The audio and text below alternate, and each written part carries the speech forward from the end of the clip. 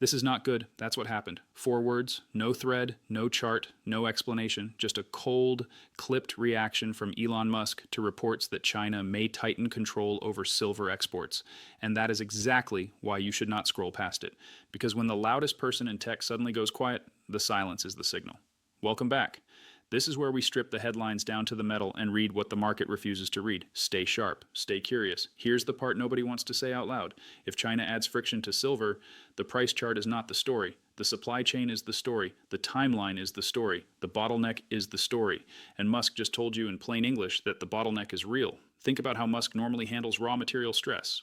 Nickel spikes, he talks contracts. Lithium tightens, he talks upstream. Chips vanish, he rewrites the firmware.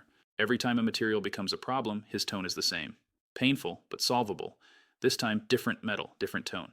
No, we'll innovate around it. No, we'll secure a supply. No, we're building a refinery. Just 4 words that read like a system warning light. This is not good. So let's ask the only question that matters.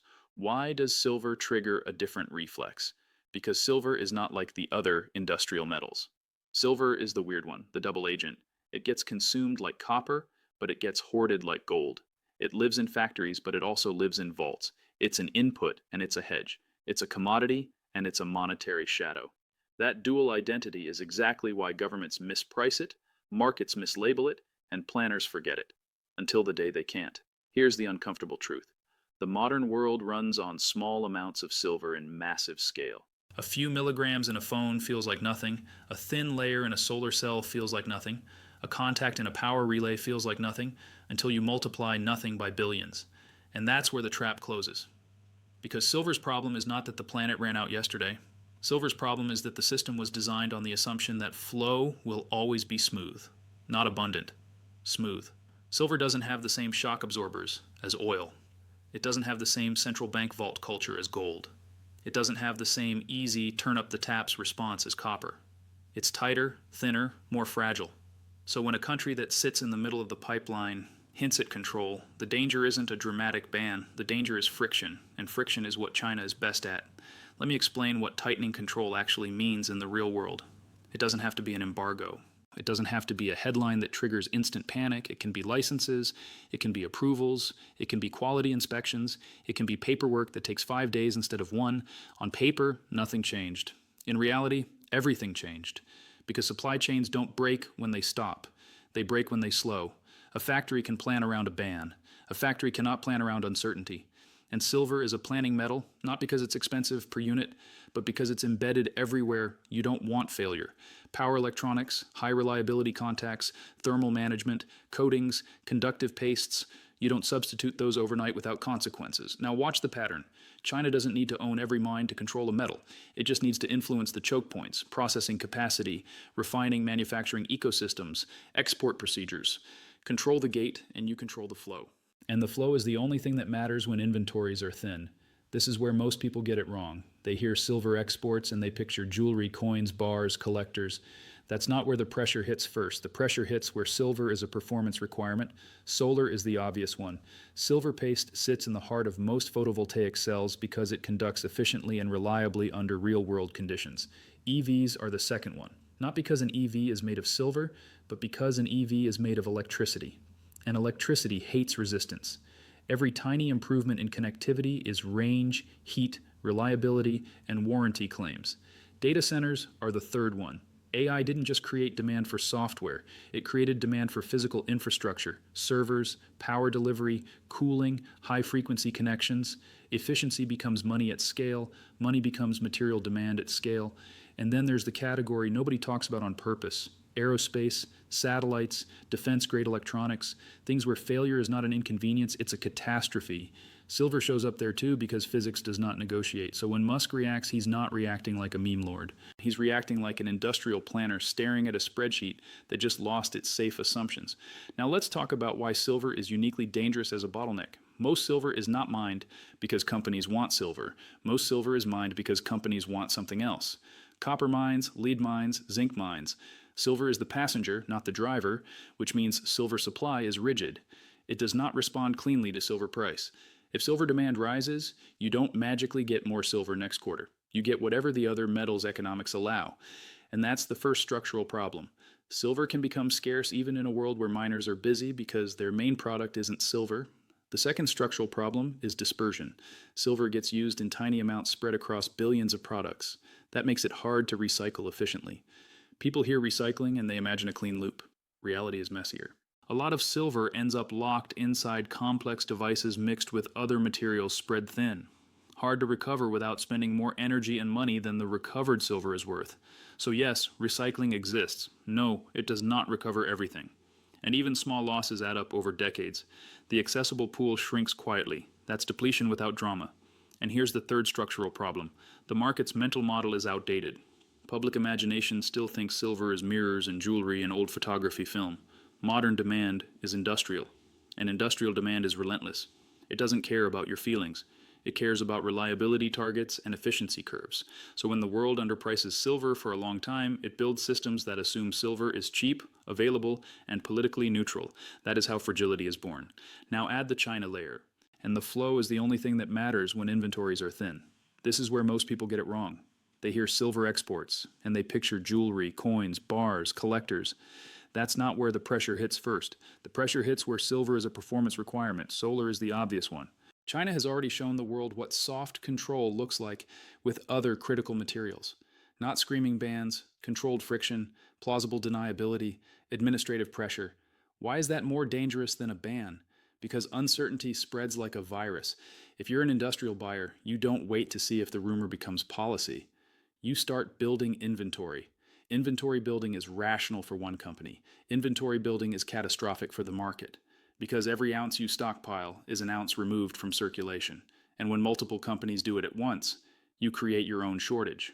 This is the paradox of modern manufacturing. The attempt to avoid disruption can become the disruption. Now you see why 4 words matter. Because this is not good. It's not about tomorrow's spot price. It's about the reaction chain.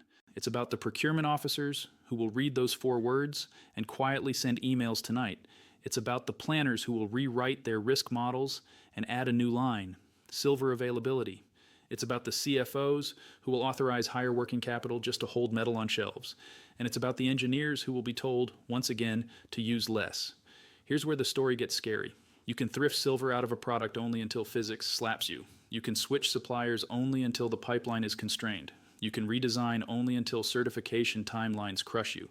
If silver becomes a true constraint, the first phase is not chaos. The first phase is margin compression. Manufacturers pay more to secure supply.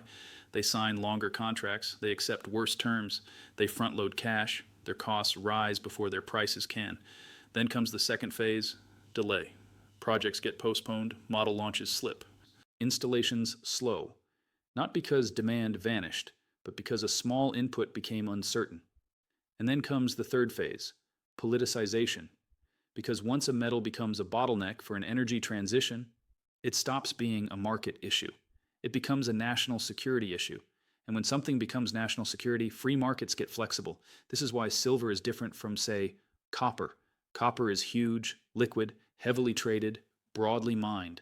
Silver is smaller, more concentrated, more dual purpose, more emotionally and politically loaded. It is easy to ignore until it is impossible to ignore. Now you might be thinking, okay, but why would China even do this? Forget motives for a second. Focus on incentives.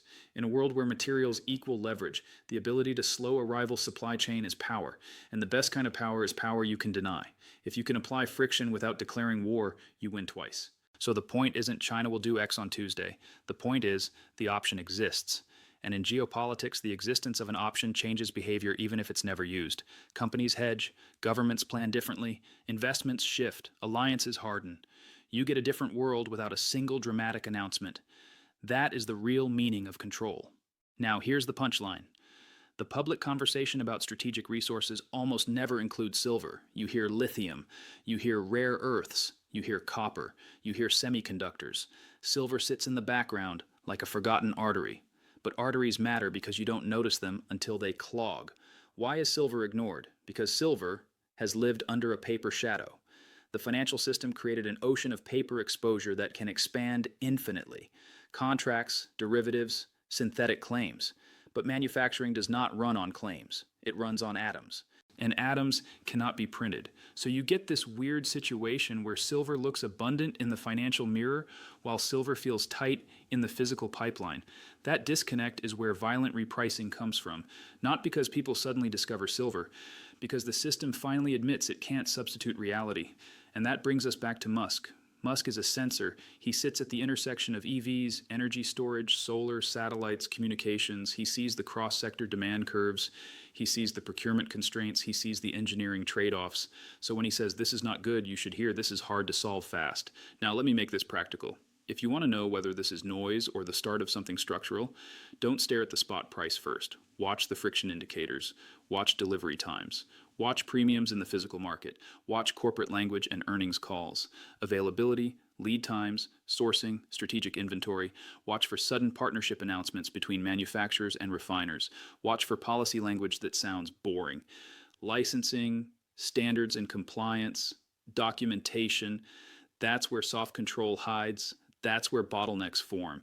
And here's a question for you, and I want you to answer it in the comments. Do you think the next supply chain shock comes from a famous metal like copper or from a quiet metal like silver? Because the quiet ones are the ones that kill you. Now, if you're getting value from this, don't disappear after the hook. Hit subscribe. One click, that's it. Because the next moves in this story won't be announced with fireworks, they'll be announced with whispers. Let's keep going. Because the deeper you look, the worse the timing gets. The energy transition is not one industry, it's a stack. Solar needs silver, EVs need silver, grid upgrades need silver, data centers need silver, and those industries are scaling at the same time. That is convergence pressure. Convergence pressure is what breaks assumptions. In the old world, if one industry spiked demand, others could adapt.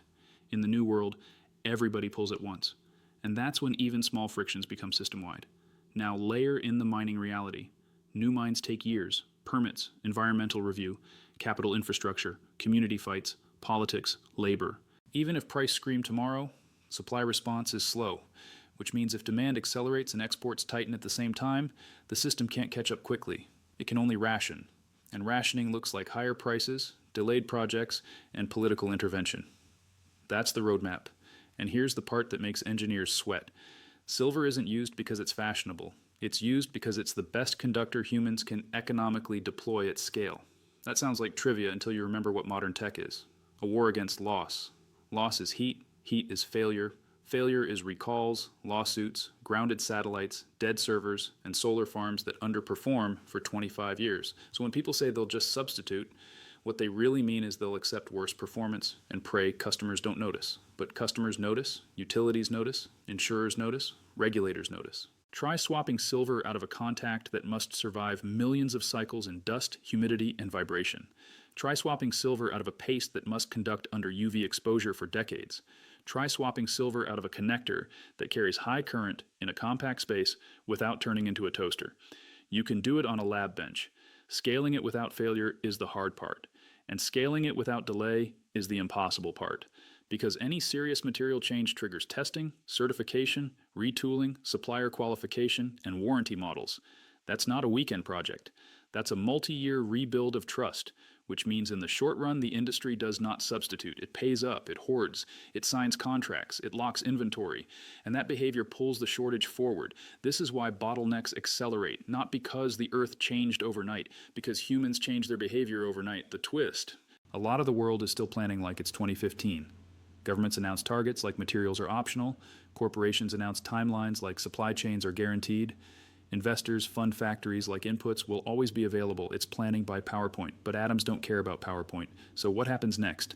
Scenario 1, nothing. The report fades. Export rules remain loose. The market shrugs. The tweet becomes a footnote. Scenario 2, the slow squeeze, the boring kind, small administrative changes, minor delays, slightly tighter licensing, enough to make planners nervous, enough to trigger inventory builds, enough to move the physical market before the paper market notices. Scenario 3, and atoms cannot be printed. So you get this weird situation where silver looks abundant in the financial mirror while silver feels tight in the physical pipeline.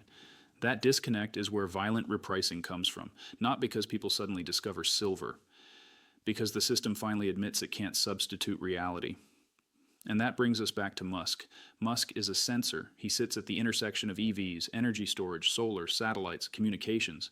He sees the cross-sector demand curves. He sees the procurement constraints. He sees the engineering trade-offs, the panic cascade, a bigger policy move, a geopolitical flare-up, a sudden scramble for secure supply. That's when the paper price chases the physical reality and volatility becomes a weapon. Which scenario are we in? We don't know yet, but we do know this. Musk reacted, and Musk's reaction is abnormal. So treat it like a signal until proven otherwise.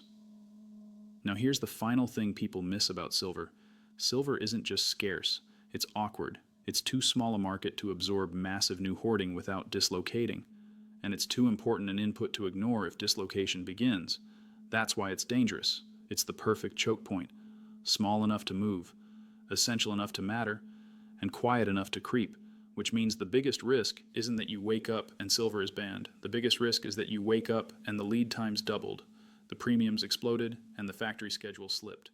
And nobody can tell you why, because the answer will be hidden behind bureaucracy. That's soft control. That's friction warfare. And that is what This Is Not Good is really pointing at. Now I want to leave you with one more question and be honest when you answer. If your entire future industry depends on a metal you never talk about, is that a strategy or is that a blind spot? Drop your answer below. I read them. And here's the closing warning. The world is entering an era where materials are policy, where supply chains are diplomacy, where a licensing form can move markets more than a central bank speech. Elon Musk didn't give you a thesis. He gave you a flare. This is not good. If you understand why those 4 words matter, you're ahead of the crowd, because by the time the crowd cares, the options are gone. Subscribe so you don't miss the next update, because if the squeeze starts, it won't start with a crash. It will start with a delay, and delays are how shortages announce themselves, quietly, right before they get loud. And atoms cannot be printed. So you get this weird situation where silver looks abundant in the financial mirror while silver feels tight in the physical pipeline. That disconnect is where violent repricing comes from. Not because people suddenly discover silver, because the system finally admits it can't substitute reality. And that brings us back to Musk. Musk is a sensor. He sits at the intersection of EVs, energy storage, solar, satellites, communications. He sees the cross-sector demand curves. He sees the procurement constraints. He sees the engineering trade-offs.